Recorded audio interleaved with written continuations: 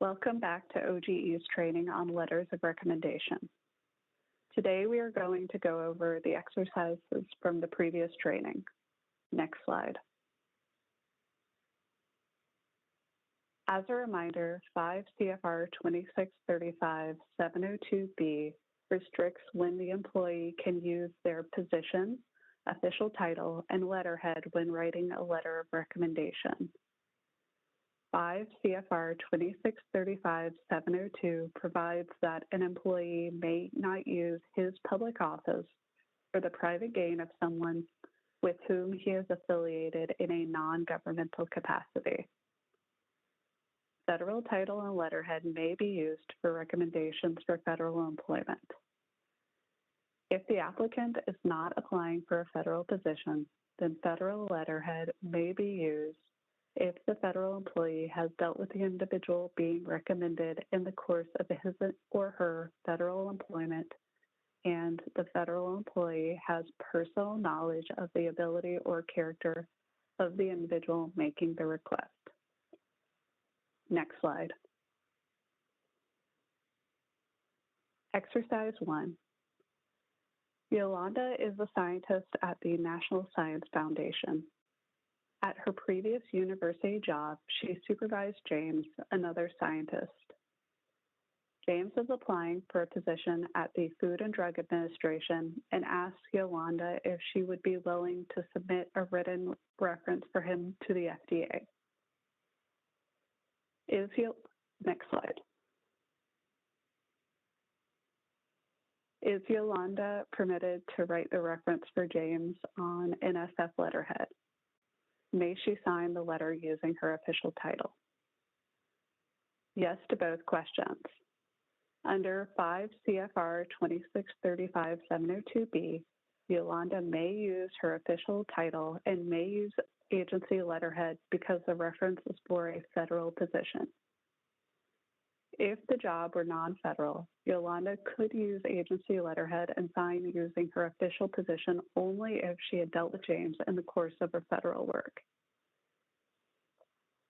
Does 18 U.S.C. 205 prohibit Yolanda from writing the reference for James? No. Providing a reference for an individual based on one's personal knowledge of or experience with that individual does not constitute acting as agent for another, but is a form of self-representation based on one's own experience. The mere fact that the communication is in support of another does not render it a communication as an agent. To be made as an agent, the communication must be, to some degree, subject to the control or direction of the person for whom the communication is made. In this case, Yolanda clearly is not subject to James's control or direction. She is not his agent. For more information, look at OGE Legal Advisory 9818. Next slide. Exercise 2. Good morning. I wanted to run a question by the Ethics Office. I recently got an email from a high school classmate. He's following up from our 20-year reunion. He was very interested in my work at the IRS. He's asking if I would be willing to provide a letter of recommendation for his application with the Virginia Department of Taxation. Next slide. Can the colleague provide a letter of recommendation? The position is not with a federal agency. The employee knows the requester in his personal capacity. There is no indication that he has dealt with him in the course of federal employment. Also, it does not sound like he has personal knowledge of the ability or character of the individual. Based on the information provided in the email, the only contact he has had with the requester in the past 20 years was a party. The employee can provide a letter of recommendation in his personal capacity using his personal letterhead. He can refer to his federal employment in the body of the letter. He cannot sign the letter using his official title. How about a character reference?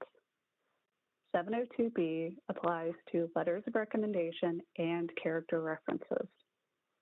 If the employee is not permitted to provide a letter of recommendation, then he is also not permitted to provide a character reference. Next slide.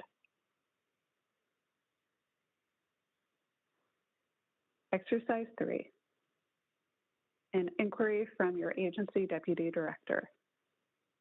Quick question. I recently gave a presentation on our agency's mission and work for a group of local university students. One of the attendees reached out to me to thank me for the presentation. She also requested a letter of recommendation for her application to graduate school this fall. I'd appreciate your thoughts on this matter. Next slide. Can the deputy director provide a letter of recommendation on official letterhead or using her official title? The letter would not be a recommendation for federal employment. The contact was in her federal employment. She gave the presentation in her official government capacity. What about the personal knowledge of the ability or character of the individual? Based on the information provided in the email, the deputy director has not had very much contact with the student. Based on the brevity of the contact with the requester, the deputy director should not provide the letter of recommendation. Next slide.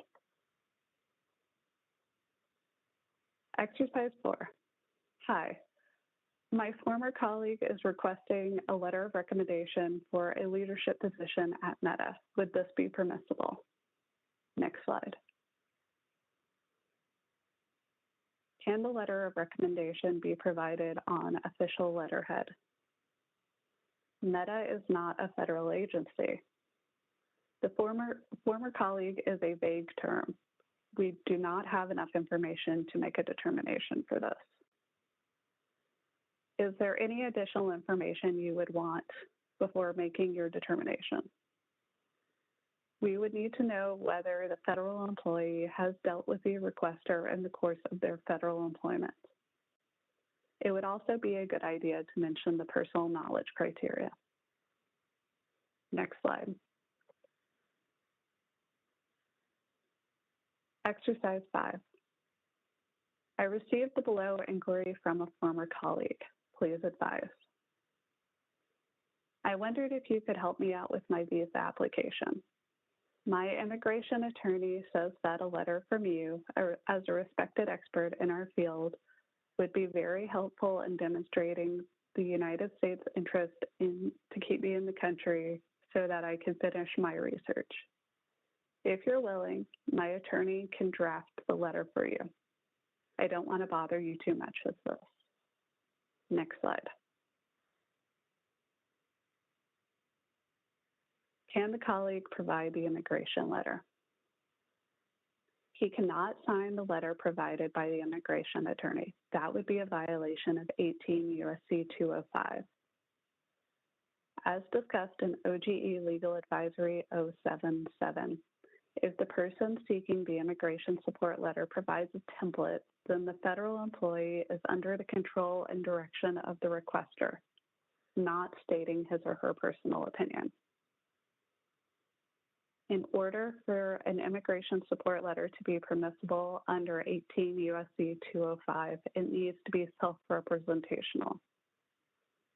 If the employee is signing the letter written by another, the employee is under the control of the requester and is acting as his agent. Do you have any other concerns? Is there any other advice you would want to give? Once again, the federal employee cannot sign a pre-written letter. Discuss whether the employee wants to provide the letter on behalf of their former colleague. If so, if they've actually written the letter, determine whether or not official letterhead and title would be appropriate. Where did they work together? If they worked at a non-federal entity like a university or research organization, then federal letterhead would not be appropriate. Next slide. Remember to reach out to your OGE desk officer if you have any questions. Next slide.